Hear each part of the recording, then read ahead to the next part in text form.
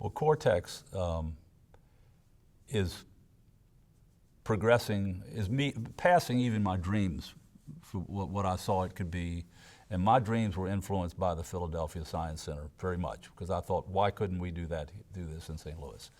But it is allowing St. Louis to begin to reinvent itself, but it's part of the reinvention. We have been working for a long time in not just building these things that RCGA talked about that were the high-tech plan, the 3 places, the research parks and the incubators and all that, but we have been working a long time trying to foster innovation, entrepreneurship. The university has become a much more powerful player in that than it used to be. That was one of the things we talked about a lot back in the late 80s, early 90s, into the 90s. The university was still a passive player. The universities are active players today. They want their researchers to be involved in entrepreneurship. They want their researchers to help foster venture capital investment in private endeavors. That was a no-no back then. So the whole story is not Cortex, but Cortex is a big piece of the story. Cortex is giving everybody a focal point for what St. Louis can be in terms of high technology growth and development. And the rapidity, the speed with which it's happening now is just so rewarding. It's just wonderful to see. I had been advocating that Philadelphia was proving the case also very much for St. Louis. And people were not aware of that. And in talking with,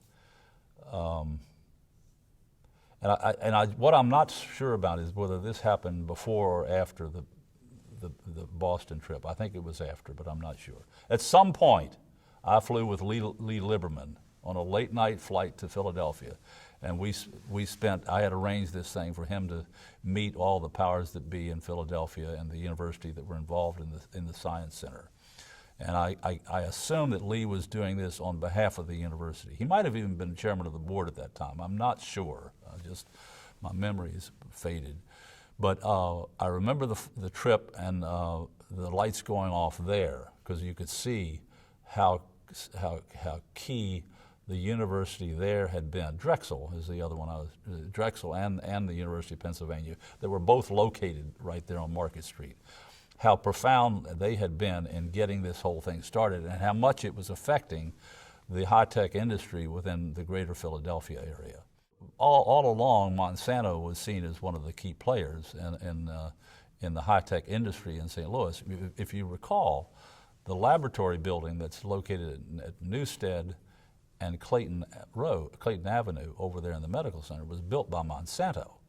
And that was Monsanto's idea that they could be somehow part of the university milieu in fostering biotechnology. That's before, I think it was before. That's before they built the research park out in Chesterfield, but I may be wrong about that. That was